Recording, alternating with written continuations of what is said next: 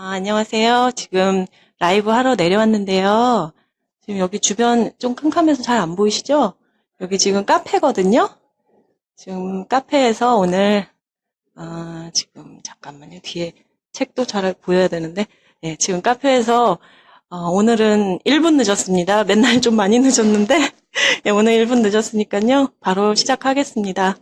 네, 오늘 출연하실 분 비춰드릴게요. 네, 안녕하세요, 교수님. 안녕하세요. 예, 제가 지금 광주에 와 있는데요. 지금 보니까, 광주 오니까 실감이 나더라고요, 교수님. 특히 그 차 안에서 들리는 말투. 예, 전라도 말고. 네, 묵직하면서 되게 싸납고. 네. 어떤 아주머니께서 뭐, 오메, 오메 이 소리가 막 여기저기서 들리는 그렇죠. 거예요. 근데 오면 쪼까 춥죠. 네. 이 전라도 말로 하면. 네. 그래서, 예, 우리 교수님 지금 반가워하시는 분들 많은데, 인사. 안녕하세요. 네. 광주에서 인사드립니다. 네. 여기 광주 동명동 카페고요. 네. 동명동 많이 와주세요. 저는 전남대학교에서 정치외교학 강의하고 있는 조정관 교수입니다. 네. 여러분 중에서도 제 패친이 많은 것 같아요. 네. 반갑습니다. 예, 예, 지금 막 시청하러 지금 들어오고 계십니다. 예.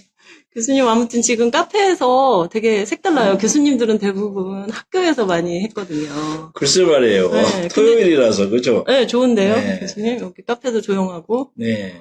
네, 그래서 아무튼 제가 사실은 교수님 출연 요청한 지는 좀 됐잖아요. 예, 맞습니다. 근데 교수님 서울 오실 때 제가 포착을 딱 해서 하려고 했는데 교수님께서 서울에 계시면 일정만 소화하고 바로 내려가셔서 예. 예, 그래서 좀 양해를 해달라고 하셔가지고 제가 예. 그러면 광주로 가겠습니다. 그렇게 해서 미안합니다. 네, 그렇게 해가지고 이제 뭐 다음 주에는 전당대회도 있고 그 다음에 또 설이고 그래가지고 시간이 이번 주밖에 안 되겠구나 싶은 거예요. 그래요, 예. 그래서 이번 주 무조건 하자. 그래서 교수님한테 바로 연락을 드렸더니 교수님께서 오케이 하셔가지고 지금 오랜만에 저도 한 3년 만에 광주 온 것 같아요. 아, 그러셨어요? 네. 자주 좀 오시지. 그러게요. 여기 동명동 카페도 좋고요. 네. 아주 좋은 곳입니다. 네. 많이들 놀러 오세요. 네. 우리 저기 사이다 발언 해주시는 조정남 교수님 그러잖아요. 제가 우리 광주 사이다다. 제가 교수님 맨날 그렇게 얘기했는데 교수님 너무 좋으시죠. 반갑습니다. 네. 네. 원래 운치가 있다는데요, 광주가 그런가요? 네, 운치가 있고요. 네. 특히 동명동 카페거리 옆에는 이제 아시아 문화 전당도 있고요. 푸른 길이라고 아주 멋진 시민사회와 정치권과 관료와 시민들이 함께 어우러져서 만들어낸 도심재생의 어떤 현장이기도 하고, 네. 또 재미있게도 현재 광주에 구청장이 5명 있는데요. 그 중에서 딱 한 명이 국민의당 구청장입니다. 그러네요. 김성환 구청장. 그 구청장이 동구청장입니다. 네. 여기 동구에. 그리고 아마 국민의당으로 치면 지난번에 비상대책위원장 하셨던 박주선 의원이 여기가 지역구고요. 네. 개인적으로는 제 고등학교 선배입니다. 그분이. 네. 그리고 광주에서는 원래 이제 광주는 동구밖에 없었죠. 그래서 호남정치 1번지라고 불리우는 지역이기도 합니다. 그래서 이번 뭐 정치 변화 속에서도 네. 동구가 과연 선택을 어떻게 할 것인가 상당히 이게 호남에서 지금 중요합니다. 그러면 동구의 선택은 우리 조정관 교수님을 따라갈까요? 아니면 아니죠. 네. 이게 우리 당원들이 네. 중요한 것 같습니다. 네. 당원과 지지자들인데요. 네. 제가 얼마 전에도 김성환 청장하고 이야기를 한 적이 있었어요. 그때 김성환 청장님 말씀이 어르신들은 반대가 많으시고 네. 젊은 분들은 찬성이 많으시고 그래서 고민이 많다. 네. 이제 현재 선출직 이제 정치인들 입장에서는 아무래도 지역구 민심을 많이 볼 수밖에 없으니까 네. 뭐 그런 얘기를 하시더라고요. 개인적으로 제가 김성환 청장 굉장히 좋아합니다. 네. 네. 근데 교수님 그게 또 사실 저희가 작년에 전당원 투표했잖아요. 예. 근데 국민의당의 대다수 당원이 또 호남에 있고 예. 그럼에도 불구하고 75% 가까이 나왔죠. 4.6%. 예. 그러면 지금 사실은 현역 의원님들이 반대하는 분들이 많다고 해도 그 당원들, 대표 당원 다음 주에 투표하는 그게 꼭 따라가지는 않지 않을까요? 그러니까요. 그러니까 당원, 우리 국민의당의 당원과 국민의당 지지자 현재 네. 그 사람들에서는 압도적이에요. 그렇죠. 압도적으로 통합 지지입니다. 여기도 마찬가지예요. 압도적인데 문제는 이제 선거를 치러야 되잖아요. 현재 이번 선거를 나가야 되는 시의원이나 구의원들, 구청장들 이런 사람들 입장에서는 현재 더불어민주당 지지층이 워낙 압도적으로 많은 상태이기 때문에 국민의당이 그 나머지 지금 따라오지 않고 있는 더불어민주당 지지자들도 좀 데려와야 선거를 승리할 수가 있거든요. 그래서 이제 그 민심을 자꾸 본다라는 건데, 그러나 이제 정당이라는 건 결국 핵심적으로 당원들이 만들어낸 그렇죠. 거기 때문에 뭐 당인으로서는 당에 소속한 사람으로서는 그 당의 뜻을 내가 이제 바꾸겠다. 예를 들어 나는 뭐 이 당 싫다 해서 떠나면 모를까. 이 당에 있는 사람 입장에서는 전당대회 결과, 당원 투표의 결과 따르고 전당대회 결과 따르는 것이고 그렇게 보면 당연히 통합으로 가는 것이 맞는 수순이죠. 네. 예. 교수님, 근데 뜬금없는 질문. 예. 지금 혹시 댁에서 사모님도 이 방송 보실까요?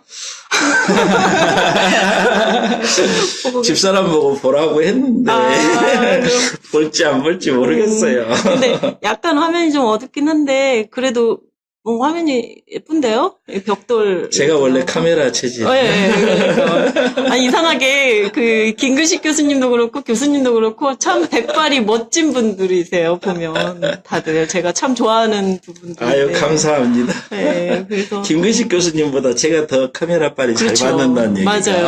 맞아요. 근데, 개인적으로 좋아해요, 저 김근식 네, 교수님. 유쾌하시죠, 김근식 교수님. 근데 아까 말씀하셨듯이 저희 당 같은 경우 모르겠어요. 다른 당은 모르겠는데요. 저는 사실 국민의당이 처음이가 안 대표님이 정치 관심 가지면서 처음 관심 가진 분이니까 잘 모르겠는데 기존의 당들도 이렇게 국민의당 당원들처럼 리드하는 당이었나요? 당원들이었나요? 그렇지 않았습니다. 저희 당원들 좀 특이하죠, 교수님. 이제 우리나라 정당의 역사 속에서는요. 당원이 어떤 중요한 역할을 하려고 덤벼든 그게 중요한 당 중에서, 그러니까 진보정당 지지율 5%도 안 되고 이런 당 말고 정권 한번 잡아보겠다 할 정도 수준의 규모나 그런 대선 후보가 있던 당 중에서는 제일 처음에 그런 시도를 한 곳은 2003년도에 열린우리당이에요. 그런데 열린우리당이 처음에 시도를 시작은 했는데 왜 이제 열린우리당을 시작할 수 있었냐면 김대중 대통령까지의 정당하고 김대중 대통령이 끝나고 난 다음의 정당은 다를 수밖에 없는 것이 김대중 때까지는 카리스마적인 대선 후보를 중심으로 사당, 그러니까 개인적인 리더십을 중심으로 김대중당, 김영삼당 요렇게 갔거든요. 그게 이제 민주 대 반민주 싸움하고 예전에 봉건적인 정치 문화에서는 어쩔 수 없었던 현상이에요. 그런데 김대중 대통령까지 대통령을 하고 나니까 이제 새로운 인물들이 나라를 이끌어가야 되잖아요. 네. 그런 상황에서 새로운 인물들은 김대중이나 김영삼 같이 오래된 카리스마를 안 갖고 있는 상태잖아요. 그렇기 때문에 이제 당원들이 중심이 되는 정말 서구적인 발전한 정당을 해봅시다 했던 거예요. 그래서 열린우리당을 했는데요. 네. 그 열린우리당 만들 때 실은 제가 역할을 좀 했습니다. 네. 그 당의 구조와 당의 지배구조 뭐 이런 거 만드는데 엄청난 역할을 한 사람 중에 하나가 저예요. 네. 그 첫 번째 원내대표 하신 분이 천정배였고요. 첫 번째 당의장 하신 분이 이부영, 두 번째 당의장 하신 분이 정동영이었어요. 반갑지 않은 이름들. 예, 별로 안 좋은 이름들이죠, 요즘에는. 근데 정동영 의장, 천정배 원내대표가요, 그 총선 대선을 치렀는데, 그 당시. 근데 그 사람들이 원래 제가 만들어가지고 또 많은 사람들이 이렇게 당을 만들자라고 했던 굉장히 중요한 마스터 플랜으로 우리가 제시했던 게 당원 중심 정당이었고, 전당원 투표를 반드시 많이 해야 된다고 주장을 했어요. 그 안이 원래 천정배 손으로 갔었거든요. 그 인터뷰 하신 거 봤어요. 예. 예전에. 그런데 그걸 말입니다. 지금 완전히. 그러니까 그 후로 이제까지도 천정배 의원 같은 경우는 늘 전당원 투표해야 됩니다 하던 분이에요. 그렇죠. 그러니까 무슨 얘기냐면 이제 원칙으로서 당원들이 당의 중심적인 정책과 의사를 결정하자라는 것은 2003년부터 정치 개혁을 원하는 모든 사람들이 주장한 거예요. 그래서 열린우리당이 그렇게 한 후에 한나라당도 그런 식으로 좀 바꾸고 다르게 바꾸고 해왔어요. 그런데 조금 길어집니다만은 그런데 그동안 쭉 국회의원 하시던 분들 이런 분들은 그게 참 마땅치 않은 거예요. 당원들이란 건 내가 모아가지고 내 뜻대로 가는 건데 그렇죠. 대의원들은 내가 마음대로 지명하고 대의원끼리 모여가지고 전당대회 하면 되는데 개인적으로 지분이 얼마만큼인데 이런 분들이 많았단 말이에요. 근데 그분들은 아직도 그 생각을 하시는 분들이 많은 거죠. 근데 이 국민의당 당원들은 말을 안 들어. 국민의당은 말을 안 듣는 거예요. 왜냐? 왜 말을 안 듣냐면 네. 안철수 같은 리더가 없으면 그렇죠. 리더가 없으면 말을 들었을 거인데 안철수가 당원들 손으로 하라 하니까 이 사람들이 힘을 얻어가지고 의원들 말을 안 듣는 그렇죠. 거예요. 그래서 그런 과정 속에서 지금 의원 대 당원, 그렇죠. 전라도 스타일로 나오는 의원 하니까 의원 의원 대 당원 이런 이제 모습인데 실은 그럼 의원 대 당원이라면 어느 쪽이 맞겠어요? 당원이 맞죠. 당원이 맞죠, 당연히. 그럼요. 그러니까 의원님들께서 자기들이 볼 때 이게 잘못됐다면 당원을 설득해야죠. 그렇죠. 그래서 당원의 대세를 만들면 되는 거예요. 그만한 역량이 있으신 분들인데, 이제 그런 스토리입니다, 지금 스토리가. 그러니까 저 같은 경우에도 사실 처음 당원이 된 입장이고요. 예. 교수님께서도 창당에 처음으로 참여, 당원됐습니다. 아, 국민의당. 그렇죠. 예. 창당에 또 참여를 하셨던 분이고, 예. 그래서 사실은 교수님이나 저나 이 당에 대한 애착이 너무 강한 거예요. 그렇죠. 그래서 이 당을 정말 어떻게든 살려야 된다. 그래서 사실은 위기 때마다 저희들이 나선 거잖아요. 예, 맞습니다. 교수님도 그때 총선 때 야권연대 예. 안 대표님 위기에 처했을 때 교수님하고 저희 광주하고 저희 당원들이 나선 거잖아요. 그렇죠. 제가 그때 당시 이제 광주 시당위원장, 네. 공동 시당위원장 때 제가 우리 당원들과 함께 그렇죠. 김한길, 천정배 두 사람은 야합 시도하지 마라. 그렇죠.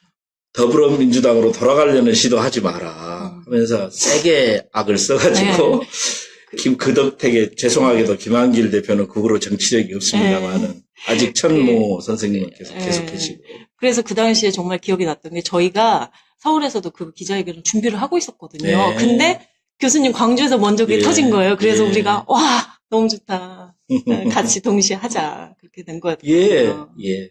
그래서 그 후에도 사실은 당 위기에 처할 때마다 저희 당원들이 정말 구한 거나 마찬가지고 사실은 바른정당 분들에겐 좀 미안하지만 바른정당은 사실 의원들이 만든 당이잖아요. 그렇죠. 예, 근데 맞습니다. 국민의당은 진짜 국민이 만들어준 당이거든요. 예, 맞습니다. 네, 저는 그 차이라고 봐요. 그 애당심이라는. 예. 당명도 그런 네. 식으로 공모해가지고 지은 당이 별로 없었어요. 그렇죠. 이제까지. 그리고 당의 이름 자체가 국민의당 아닙니까? 맞아요. 그래서 영어 이름도요, People's Party예요. 네, 맞아요. People's Party. 이건 뭐 무서운 이름입니다, 사실은. 거기 어디 뭐 Assemblyman's Party 이런 거 없습니다, 거기. 예. 맞아요. 그래서 사실은 개인적으로 저는 국민의당 초록색 이게 너무 아까워요, 사실. 통합하게 되면 어떻게 가져갈 수도 없고. 글쎄요, 그런데 어쨌든 당이라는 것은 어느 정도 뜻을 같이 하는 사람들이 모여서 선거를 통해서 정권을 잡고 그걸 통해 가지고 자기들이 생각하고 있었던 뜻을 펼쳐보려고 하는 거잖아요. 그러면 제일 중요한 게 뭐겠습니까? 선거에서 승리하는 당이겠죠. 선거 승리를 위해서라면 파란색도 빨간색으로 바꾸는 것이고 빨간색도 파란색으로 바꾸는 것이고 우리가 봤잖아요. 네, 맞아요. 뭐 박근혜, 뭐 문재인 이런 분들이 한 거를 네, 그렇습니다. 그래서 제가 예전에 사실 교수님 기억하실지 모르겠는데 페북에서 네. 제가 교수님께 그 광주시장 뭐 이런 얘기 글 쓰셨을 때 교수님 출마하세요. 제가 이렇게 댓글 달았는데 교수님이 저는 뭐 이렇게 뭐 아직 네. 뭐 능력이 안 된다 이러셨는데 저는 네. 사실 그때 농담이 아니라 진심이었거든요. 아, 그래요? 네. 큰일 났네. 정말 새롭고 정말 개혁적인 인물. 저는 광주에서 정말 당선되면 너무 좋겠다 싶었던 거예요. 글쎄요, 뭐 그거야 뭐 하늘이 뭐 여러 가지로 생각하는 거 아니겠습니까? 하늘이 내리겠죠. 근데 개인적으로 제 생각은 행정적 능력이나 뭐 경영적 능력을 좀 가지신 분이 그래도 굉장히 큰 예산과 굉장히 큰 살림이기 때문에 초짜가 하면 좀 안 될 것 같아요. 근데 저는 말은 잘하는데 과연 제가 그런 이제 역량이 있다고 시민들 앞에서 보여질까 하는 게 하나 있고 두 번째는 개인적으로 좀 가정적으로 좀 어려운 점도 좀 있어요. 네. 또 세 번째로는 저는 교수가 너무 좋아요. 이렇게 가르치고 네. 이렇게 하는 게 좋아요. 근데 교수님 예. 보면 가끔 페북에서 느껴질 때요. 학생들하고 굉장히 가까우신 것 같아요. 예, 참 좋아해요, 네. 학생들. 예. 그러니까 저희 학교 다닐 때 교수님 하면 그런 게 있거든요. 그냥 일방적으로 책 보고 달달달달 그냥 읽으시고 휙 나가시는 교수님들이 많았거든요. 맞아요. 근데 같이 토론하고 같이 어울리시고 이러시는 것 같더라고요. 예, 요즘 세상이 많이 바뀌어서 네. 저보다 더 재밌게 강의하시고 네. 또 학생들하고 잘 지내시는 분들도 많아요. 네. 그런데 이제 정치학이 사실 조금 복잡하거든요. 어렵고 사실은. 그런데 이제 저는 가능하면 학생들의 눈높이로 좀 내려가서 학생들이 조금이라도 더 이해를 더 잘할 수 있도록 도와주려고 노력하는 축에 속하죠. 그럼 예. 교수님 이것도 기습 질문인데요. 예. 교수님 학생 중에 예. 문과 학생은 어떻게 대처하시나요? 아. 재밌는 질문이네요. 첫째는 제 앞에서 문과 티 안 내나요? 티를 내는 학생이 아직까지 별로 없었던 것 같습니다. 아직까지 별로 없고요. 네. 두 번째는 저는 어느 수업이 듣지 간에 시작을 할 때 가능하면 여러 정파의 관점을 같이 보여주려고 난 노력을 한다라고 얘기를 하고 실제로 그렇게 합니다. 네. 이를테면 저는 이승만이나 박정희에 대해서 굉장히 긍정적인 부분을 많이 얘기를 합니다. 저는 4.19 혁명과 동등하게 5.16 군사 쿠데타에 대해서도 열심히 그 의미, 긍정적 의미를 얘기를 많이 합니다. 네. 그러다 보니까 학생들이 개인적으로 제가 이제 안철수 대표 쪽인 것 같고 또 페북을 보니까 이렇지만 저에 대해서 뭐 이렇게 강의 때 왜 선생님은 국민의당만 이러세요? 이런 사람은 별로 없어요. 그러나 네. 이런 건 있나 봐요. 학생들 중에 일부가 너는 왜 내 수업 안 듣니? 하고 내가 한번 물어본 적 있어요. 어떤 학생한테. 네. 그랬더니 교수님은 국민의당이잖아요. 아. 이런 학생은 있었어요. 그럼 교수님도 그러시죠? 너는 문과냐? 이러시죠? 아니요. 저는 그래 네가 지지하는 당 열심히 해라 라고 얘기합니다. 제 학생들 중에 그럼요. 자유한국당 같은 데서 지금 그럼요. 인턴하는 학생들도 있고요. 그렇죠. 그렇습니다. 예. 맞아요. 그럼 교수님 이거 비슷한 건데 가족들은 성향이 통일이 됐나요? 아, 우리 집. 네. 예. 우리 큰아들이 대학원 다니는데요. 그 녀석은 저보다 조금 더 자유주의적이에요. 예, 저보다 좀 더 보수적입니다. 예. 그리고 제 아내는 어떤 사람이냐면요. 네. 제가 처음으로 안철수 대표를 만나게 됐던 때가 2012년 그때 대선 때 안 대표가 9월 19일 날 출마선언을 하고 나서 출마선언 TV를 딱 본 제 아내가 저한테 그렇게 얘기하대요. 저 사람 쪽에서 연락이 오면 도왔으면 좋겠다 라고 얘기를 하더라고요. 와. 그런 사람입니다. 교수님, 김민정 교수님하고 비슷한 경우네. 김민정 교수님도 망설이고 있을 때 아들이 엄마가 네. 꼭 도와주시라고. 맞아요. 네. 그겁니다. 네. 개인적으로 김민정 교수하고 되게 친해요. 제가 참 좋아하는 두 분 다 너무 좋아해요. 순수해서요. 네. 순수해서. 너무 맑은 분이죠. 김민정 교수님. 예, 정치학자들도 좀 많이 사람들이 복합적이거든요. 네. 대표적인 예를 들면 폴리페스. 아니요, 꼭 폴리페서보다도 명지대학의 김영준 교수 예. 같은 분 좋은 분이에요. 아주 유능하고. 근데 어떤 말을 정확하게 어느 쪽으로 잘 안 하세요.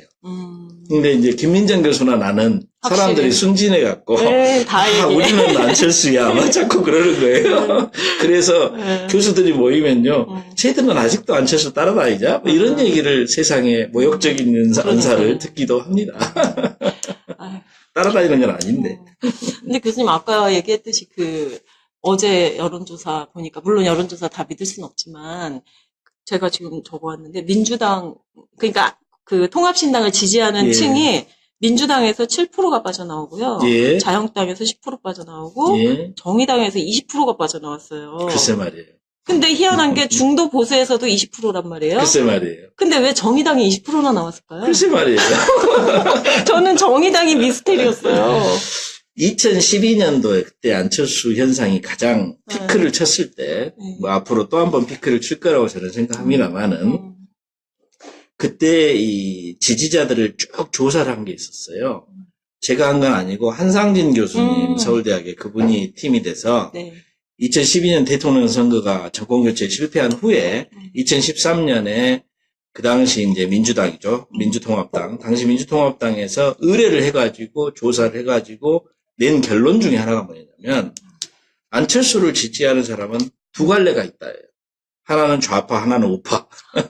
예, 그래서 안철수 좌파, 안철수 우파라고 하는 유권자들이 뚜렷이 구분되는 두 가지 그룹의 유권자들이 안철수를 지지하고 있더라라는 거예요. 그래서 그때 그 결론 중에 하나는 사실은 그건 발표된 결론은 아니지만 안 대표가 당시에 만약에 사퇴를 안 하고 끝까지 갔다면 1등을 했을지도 모르고 그 다음에 1등을 못했다 하더라도 아마도 민주통합당을 갈기갈기 찢어가지고 새로운 정당을 만들 수 있었을 것이다라고 하는 그런 견해가 있었거든요. 근데 제가 볼 때는 이번에 이제 그 후에 이제 안철수 대표가 너무 좀 오른쪽은 놔두고 왼쪽 쪽의 사람들하고 많이 조금 놀면서 정의당 사람들 같은 경우에도 굳이 거길 따라가야 될 이유가 별로 없었던 것 같아요. 무슨 얘기냐면 안철수 좌파도 좌파 내부에 대해서 너무 불만이 많은 거예요. 안철수 우파도 우파 내부에 대해서 불만이 많은 것처럼. 근데 안철수 대표가 기존 정치 방식으로 너무 많이 와버린 거예요. 2012, 13년부터 17년까지. 특히 이제 강타해버리면 이제 국민의당이 너무 호남당 쪽으로 와버린 거죠. 맞아요. 그러면서 호남 사람들, 특히 민주당 성향의 호남 사람들이 많이 붙고 국민의당이 함께하고 하다 보니까 뭐 기존 정치하고 다를 바가 없는 사람이 돼버린 거예요. 그랬는데 이번 통합은 기존 정치하고 다른 방식으로 그들의 표현대로 하면 안철수 유승민의 표현대로 하자면 세상에 없던 정당을 만들어 보겠습니다 했잖아요. 그러니까 기대감이 생기는 거죠. 좌파에 썩어버린 좌파에 대한 분노가 있는 좌파들 그리고 썩어버린 우파에 대한 분노가 있는 우파가 다시 한번 뭉쳐서 2012년도에 성공 못한 기적을 이번에 이루어보자라는 게 지금 유권자들 속에서 나타나고 있는 민심인데요. 지금은 시초고요. 저는 합당 이후에 발걸음을 걸어가면서 어떻게 해가느냐에 따라서 이것이 정말 큰 폭풍이 될 수 있다. 그리고 교수님 그런 게 있더라고요. 지금 2030이요. 예. 암호화폐 문제하고 평창올림픽 문제 예. 때문에 급속도로 문재인 지지층에서 이탈을 하고 있어요. 예. 근데 그 지지층들을 저희가 오롯이 다 흡수해야 된다고 보거든요. 그게 굉장히 중요한 게요. 국민의당 초창기에는 2030이 많았어요. 그렇죠. 그런데 교수님 방금 말씀하신 것처럼 그 호남 약간 이상한 중진들이 섞이면서부터 이 당이 매력을 상실한 거예요. 제가 볼 때. 아니 함께 하겠다는 사람은 다 받아야죠. 네. 맞긴 맞는데 이제 이분들이 좀 너무 목소리가 커지시고 또 이제 국민의당이 좀 잘못한 게 많아요. 네. 이를테면 리베이트 사건 그렇죠. 또 그 다음에도 뭐 이제 새로운 걸 별로 못 보여줬어요. 쉽게 말해서. 그래서 호남에서 같은 경우에도 굉장히 높은 지지율을 보이다가 팍 꺾였죠. 팍 꺾일 수밖에 없었고. 그런데 실은 여기가 뭐 카페다 보니까 좀 시끄럽기도 하죠. 약간 시끄러울 수도 있습니다. 예. 그런데 실은 만약에 박근혜가 탄핵을 안 당했다면 즉 박근혜 탄핵 정국이 2016년 10월경부터 시작되지 않았었다면 2017년 12월까지 약 1년 이상의 준비 기간이 가능했거든요. 그 사이에 국민의당이 많이 달라질 수 있는 어떤 그런 계기를 만날 수도 있었을 거예요. 그런데 그러질 못한 거예요. 그렇죠. 그러니까 총선 때 얼기설기 모아놓고 그 다음에 그 상태에서 박근혜 탄핵 상황을 만나버린 거죠. 그러니까 당이 여러 가지로 엉망이 된 그런 케이스입니다. 그러니까 그때 대선 사실 대선에서는 그 평가 보고서 얘기도 제가 여쭤보겠지만 예. 사실 대선 패배의 원인은 정말 너무 많은 거잖아요. 너무 많은 건데 대선 평가 보고서를 보면 온리 안철수인 거예요. 온리 안철수. 그 교수님께서 그 보고서 잘못된 거예요. 그때 그러니까 안 대표님이 얼마 전에 그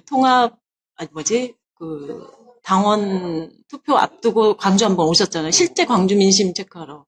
오셨을 때 토론회 같이 하셨잖아요. 예. 그때 제가 그 페이스북 라이브를 보면서 혼자 보면서 막 박수를 칠 뻔했어요. 교수님 사이다 발언에. 아, 그래요? 네. 대선 평가 감사합니다. 보고서에 관해서 말씀하셨을 때. 그래서 그 당시에 사실은 저희 광주에 계신 저희 친척들이 그런 얘기를 하셨어요. 제가 안 대표님 떨어지고 나서 상심에 있으니까 광주에서 안 대표가 싫어서 떨어뜨린 것도 아니고 예. 문재인이 좋아서 당선시킨 거 아니다. 그 말씀을 하시더라고요. 예, 저는 그게 맞습니다. 큰 의미가 있다고 예. 보거든요. 교수님 바라보시는 시각은 어떠세요? 대선. 대선은 훨씬 더 복합적이죠, 사실은. 그 대선평가 보고서는, 어느 한 측면만 많이 봤어요. 제가 볼 때는. 네. 안철수 대표가 잘못한 부분들을 너무 강조해서 봤죠. 안철수 대표도 잘한 거 없죠. 알다시피. 네. 예, 안타까웠어요, 우리가. 그런데 이제 당이 과연 얼마만큼 그 후보를 잘 해줬느냐, 서포트를 당이. 예, 굉장히 큰 문제가 많았고요. 그리고 사실은 저는 박지원 대표가 당시 당대표로서 이제 대선을 전체를 어찌 보면은 운전을 했다고 할 수 있는 거예요. 왜냐하면 대선 후보는 날마다 유세하러 다니느라 정신이 없는 거거든요. 그렇죠. 그런데 이제 박지원 대표가 잘못한 부분이 너무너무 많다고 저는 생각을 해요. 그리고 의원님들도 마찬가지고. 근데 그런 부분들을 너무 이제 같이 고민하고 같이 무릎 꿇고 같이 눈물을 흘리자라고 평가가 됐어야 되는데 다 안철수 때문이야 뭐 이런 식으로 그렇죠. 되니까 참 안타까웠습니다. 근데 이제 무엇이 제일 큰 문제였냐면 지난번 대선에서는 아까 말한 첫째 타이밍상 원래 이제 국민의당의 스케줄은 2016년 하반기 정기국회를 잘 하고 정기국회를 잘 해가지고 사실 정기국회를 굉장히 준비를 잘 했어요. 잘 해가지고 당으로서의 모습을 잘 보여주고 그리고 이제 대표 뽑아가지고 새로 2017년 1월 달에 대표 새로 뽑아가지고 딱 개혁해가지고 이제 가자 대선까지 이런 게 국민의당 스케줄이었는데 스케줄상 뭐 정기국회가 제대로 못 가버리고 개판된 거잖아요. 10월 달 10월 말에 이제 JTBC 보도부터 시작해가지고 그래서 이렇게 돼버린 그렇게 해서 타이밍상 좀 안 맞은 게 있고 두 번째는 국민의당이 그 과정에서 아주 중요한 그 촛불 전국을 리드하는 역할을 초반에는 했단 말입니다. 아니 이게 나라냐라는 말은 안철수가 그렇죠. 한 말이잖아요. 그리고 제일 먼저 서명운동하고 다닌 사람이 접니다. 그러니까 안철수를 포함해서 네. 안철수를 비롯해서 우리가 박근혜 퇴진 서명운동을 시작한 사람들이에요. 물론 진보정당이 좀 있습니다만은 빼고는요. 그래서 우리는 처음에 잘했는데 이게 언제부터 꼬였냐. 그 12월 3일, 12월 9일이 있습니다. 탄핵을 어느 시점에 투표하느냐. 저는 지금도 박지원 대표가 12월 3일 투표가 아니라 12월 9일 투표하자고 했던 것은 틀린 이야기는 아니었다고 생각합니다. 맞는 판단일 수 있었어요. 탄핵을 확실하게 하기 위해서는. 문제는 탄핵 이후에 올 대통령 선거와 정당과 정당 간의 경쟁이라는 구도에서 보면 되든 안 되든 12월 3일이야 하고 악쓰고 나갔던 더불어민주당이 점수는 다 가져갔다는 겁니다. 맞아요.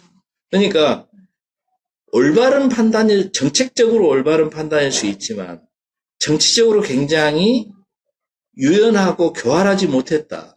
근데 재밌는 거는 교활하기로 치면 우리 박지원 대표가 너도 의원이어야 되잖아요. 근데 그래서 밀려버린 거예요. 추미애 대표한테 말하자면. 그래서 그 국면이 상당히 중요한 국면이었는데 국민의당이 그걸 잘 넘기지 못했어요. 그 꼭 박지원 탓만은 아닙니다. 우리나라 언론의 문제도 있고 여러 가지 문제가 있죠. 그런데 그걸 정점으로 해가지고 그 다음에 뭐라고 그러냐면 탄핵에 우리가 찬성했으니까 이제부터는 우리는 뭐 집회 나가지 말자. 뭐 이렇게 되면서부터 우리가 리더십을 집회에서의 리더십을 잃었다라고 보는 그런 분들이 있어요. 근데 그거는 잘못됐다고 생각합니다. 왜냐하면 실제로 탄핵이 우리가 국회에서 234명이 바른정당 사람들이 60명 끌고 왔잖아요. 그죠? 234명이 함께 탄핵을 오케이 했으면 그때부터는 정치 개혁의 타임이었습니다. 국민의당은 그때부터 뭘 주장했냐면 결선투표제도 하자, 비례대표, 왜냐면 234명이 모인 거거든요. 말하자면. 234명이 모이면 뭐든지 할 수 있는 거예요. 개헌도 할 수 있는 거예요. 234명.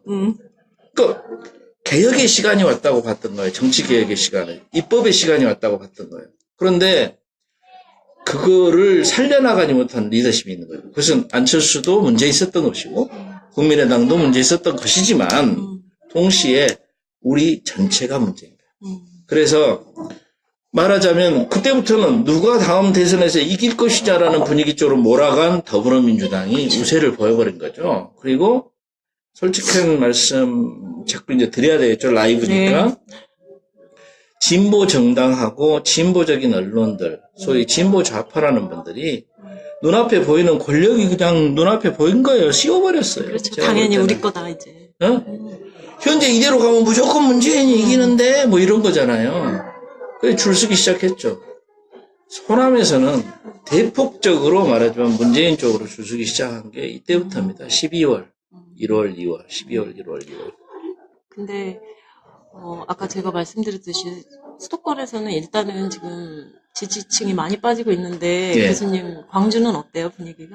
많이 빠지고 있는 건 아니고 많이 빠졌다가 이제 돌아오기 시작할 때죠. 아, 그래요? 호남도 그런 것 같아요. 아니 저기 문재인. 문재인 대통령. 예, 문재인 대통령은 호남에서는 조금 그래도 오래 가죠. 수도권보다는. 왜냐하면 우선 호남은 첫째 문재인 대통령 당선 이후에 생기는 게 많아요. 예산도 좀 생기고. 막 던져주는 거죠. 왜냐면 국민의당도 예산 내놔라고 막 그러고 더불어당도 뭐 가져가야 돼요 해가면서 이러고 지방선거까지는 열심히 지금 잘해주는 분위기거든요. 호남에 대해서는. 그리고 무엇보다도 이제 한 자리 얻는 사람들이 상당히 많아졌습니다. 호남 사람들이. 수도권에서 일하는 사람들도 호남에서 이렇게 지지해서 문재인 대통령 된 것 덕택에 한 자리씩 얻는 사람들이 많아졌고 그러다 보니까 그 여파가 꽤 갑니다. 호남은 좀 오래 갈 것 같습니다. 그래요? 안타깝네요. 그러나 호남에서도 최근에는 이제 계속 이렇게 가는 건 너무 문제가 있는 거 아니냐라는 목소리가 높아지기 시작하고 있어요. 근데 교수님 어제 제가 그 여론조사 보니까요. 대구 경북은요. 지금 3자구도인 거예요. 어제 지지율로만 보면. 그래서 사실은 거기도 이게 그 지역주의 정치가 문제였던 게 그거잖아요. 어느 한쪽에서 독식하는 것 때문에 당선되고 나면 노력을 안 한다. 그렇죠. 그거였잖아요. 근데 어제 보니까 대구 경북이 3자구도인 거예요. 그렇죠. 국민의당보다 자유한국당이 2%가 덜 나오더라고요. 그렇죠. 그래서 야 이거 호남에서도 사실은 국민의당하고 그 통합신당하고 민주당하고 경쟁해야 되는 거 아니냐. 시민들 입장에서는. 예. 그래야 더 잘하려고 할 거예요. 당연하죠. 네. 100번 맞는 말씀이고요. 어제 여론조사 결과는 우리가 그래서 완전히 굳혀진 지지라고 보시면 안 되죠. 기대입니다. 기대.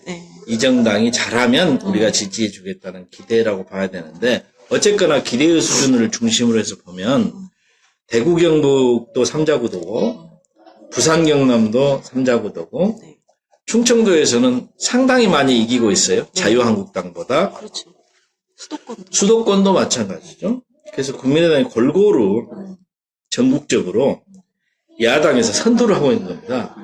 그 얘기는 앞으로 이제 사실 문재인 대통령과 더불어민주당은 제가 볼 때는 지지율은 계속 빠질 수밖에 없어요.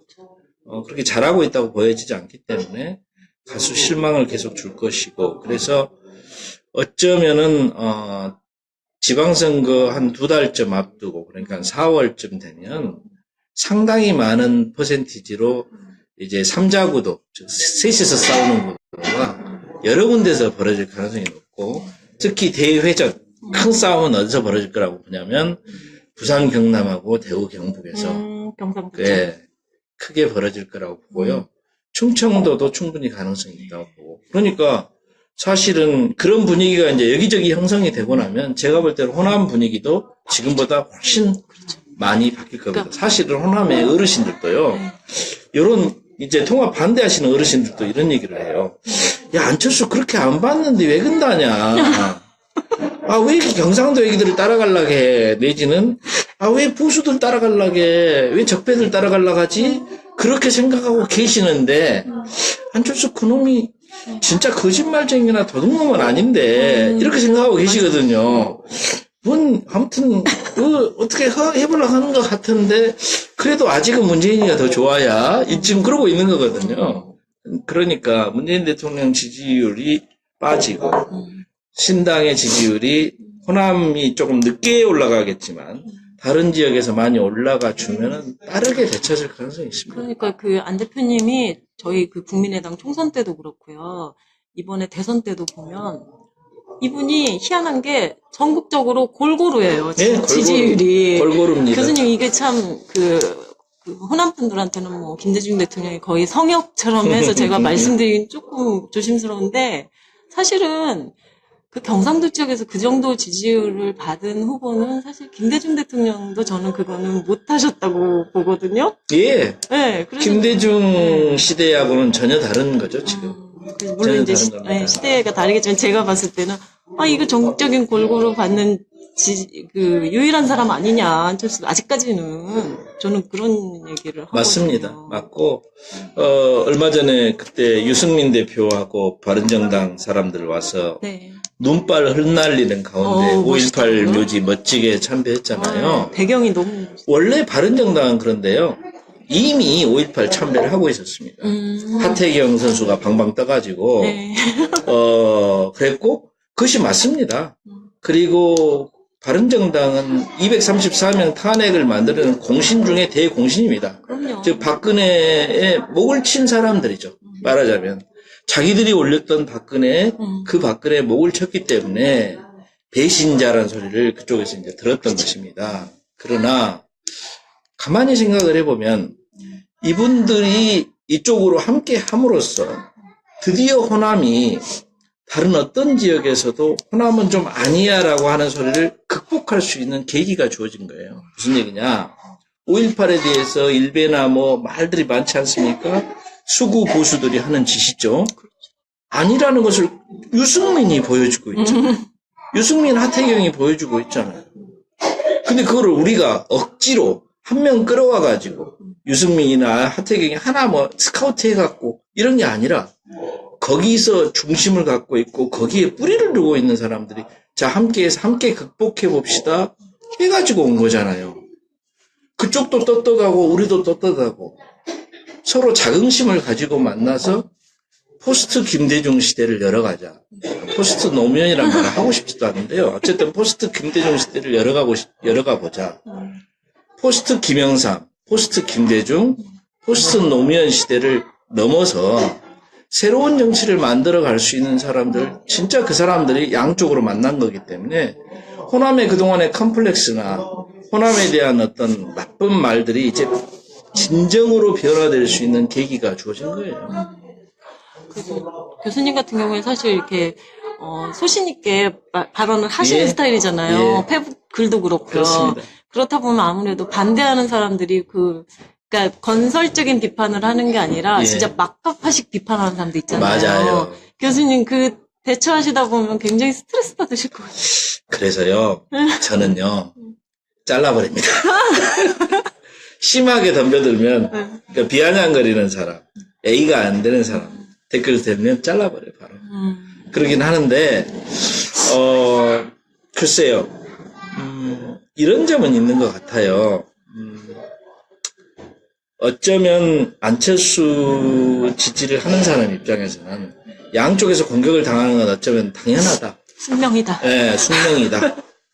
그래서 또 받아들이는 측면도 있고 그렇습니다. 그러니까 양쪽에서 공격을 당하기도 하지만 또 안 대표님 특징이 또 양쪽에서 크게 또 거부감이 없는 면도 있어요. 가끔 보면요. 글쎄, 그렇죠. 네, 예. 그게 참 희한한, 그러니까 안 대표님은 참 어떻게 보면 정치인으로서 희한한 경우예요. 예, 맞습니다. 근데 어쨌든 욕을 엄청 많이 먹고는 맞아요. 있어요. 근데 저 같은 경우에도 대통령 선거 딱 끝나고 나니까 5월 9일 대통령 선거 끝나고 나니까 제가 그래도 따뜻하게 지냈던 어떤 언론인이 지역 언론인인데 딱 페북에다 장문의 글을 올린 거예요. 저도 볼 수가 있어요. 패치니까. 거기서 모 교수를 얘기를 하면서, 지역의 모 교수를 얘기하면서, 적폐 1호라 합니다. 지역 적폐 1호. 아직 그 적폐 소독이 나기 전에 저 같은 사람은 적폐를 하더라고요. 그래서 참 기가 막힙니다. 적폐가 봤을 때 적폐면 교수님 정상인데요. 참 기가 막히더라고요. 근데 뭐, 어쩌겠습니까. 예, 견뎌야죠. 근데 교수님 이거는 제가 얼마 전에요. 지금 사실은 제가 기사로만 봤을 때는, 좀 분노하는 정도였는데요. 네. 광화문역을 환승하려고 갔다가, 네. 진짜로 실제로 문재인 대통령 생일 광고를 본 거예요. 광고, 예. 근데, 순간적으로, 진짜, 이 말이 딱 나와버리는 거예요. 예. 저도 모르게. 예. 근데 정말 실제로 보니까 분노가 생기더라고요. 예, 맞습니다. 이런 거를 지금 할 땐가. 글쎄 말이에요. 그냥 시민들이 그렇게 항의를 한다는데도 절대 생일을 축하해줘서 더 열심히 하겠다고 자기가 썼잖아요. 정말 더 열심히 하는 건 좋은데, 더 열심히 해서 나라가 더 망가질까봐 좀 걱정은 좀 된다. 이게 요즘 좀 상황입니다. 지금 우리나라에서 제일 중요한 게 국가 안보의 문제하고, 그 다음에 경제 문제잖아요. 근데 두 전선 모두에서 너무 심각한 문제를 좀 계속 만들어내고 있는 것 같아서, 네. 사실 너무 열심히 안 하시면 더 낫지 않겠나. 맞아요. 얘기 하시더라고요. 누가 네. 차라리 일을 하지 마. 그런 경우에 이제 대표적인 경우 박근혜가 있었죠. 그렇게 열심히 안 하면서 문제는 계속 악화되어 갔던 거죠. 그래서 박근혜를 물러나게 하고 이제 좀 새로 잘해보려고 했는데 처음 기대에 너무 못 미치는 것 같습니다. 근데 교수님 저는요, 사실은 지금 젊은 세대들